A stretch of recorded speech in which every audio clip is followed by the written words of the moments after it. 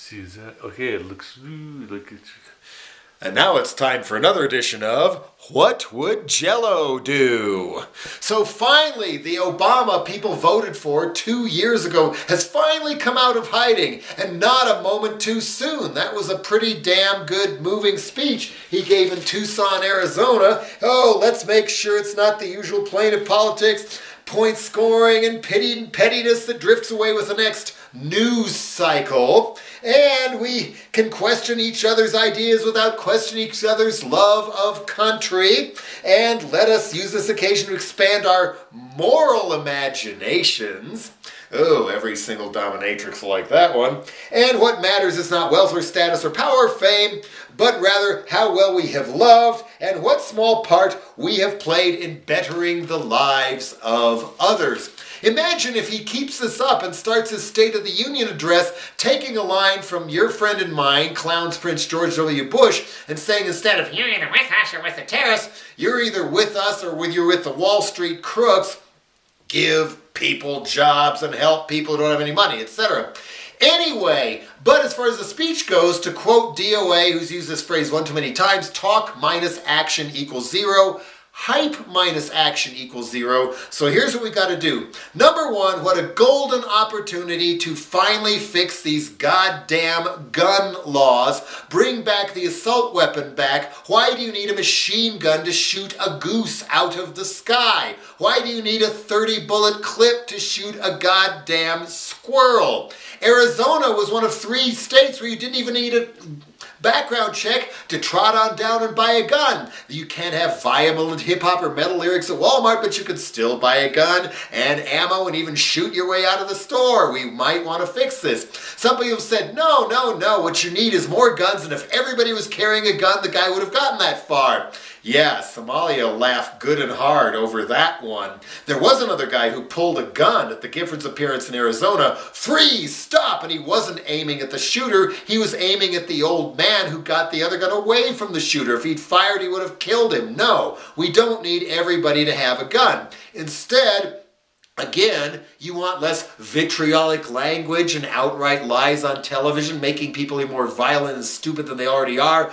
Media reform. Bring back the fairness doctrine, where people are required to air all sides of a controversial issue. Imagine forcing Fox and Bill O'Reilly and Glenn Beck and the rest of them to let other people present their point of view. Even more important with talk radio, where somebody in rural America, that's all they get on their radio. And this applies to that horrible Citizens United court ruling that allowed corporations to screw up the last election.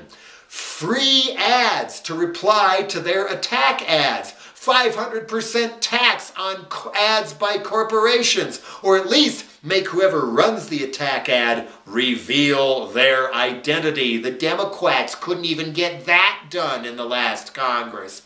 And after Obama's speech was done, against my father's wishes, I switched the TV to Fox News. This was hilarious. They were trying so hard to be mean, but they thought, oh, we better not. Well, it's almost as good as Ronald Reagan after the bombing in Lebanon or the Challenger explosion, but he talked longer than Reagan, therefore he talked too long. And they just said that over and over again as they were talking too long.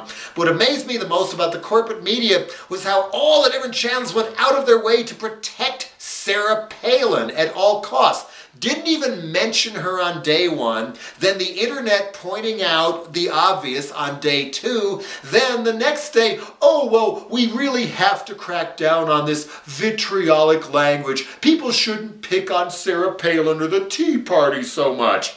Wrong. Fuck them. Fine, I'll say it again. Fuck them. Look, you say don't tread on me. Well, don't tread on us or we will tread on you, because for me it's so much fun. Palin, don't retreat, reload. She has nothing to do with us. All about us and them. Real Americans are the ones who shoot wolves from airplanes. And then there's this goddamn website that they conveniently took down, where you click on these little districts and up pops a picture of the target and everything. But of course she had nothing to do with this atmosphere. Nor did Gifford's opponent in Tucson, who had people fire an M16 at his rallies. Nor did the Tea Party, who had an ad in a Tucson paper for an anti-Giffords rally 2 weeks before the election. At the bottom, don't forget to bring your 45. And of course, this had nothing to do with it. And then the evil Cheshire Grinch, Sharon Angle. Remember her call with that grin of hers for Second Amendment remedies. Michelle Bachmann calling on conservatives to become armed and dangerous.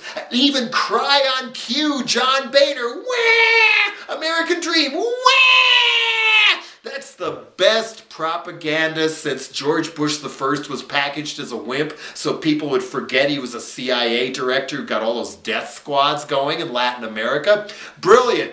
Boehner called another Democratic congressman in Cincinnati he wanted to knock off a dead man. And this has nothing to do with it? Well, as they say in Britain, we're in a sticky wicket here. The best cure for free speech is more free speech. But when I got Brenda to sell out, then I got my knee smashed a little bit later, and people were saying, sell out, kick him some more. I know how this feels, but the speech should not go away. You need more speech. But at the same time, think about this. If Sarah Palin, Sharon Angle, Michelle Bachmann, John Boehner, or the Tea Party, and that kind of rhetoric, what would we be doing to them right now, and how long would they be going to prison if they were Muslims? A little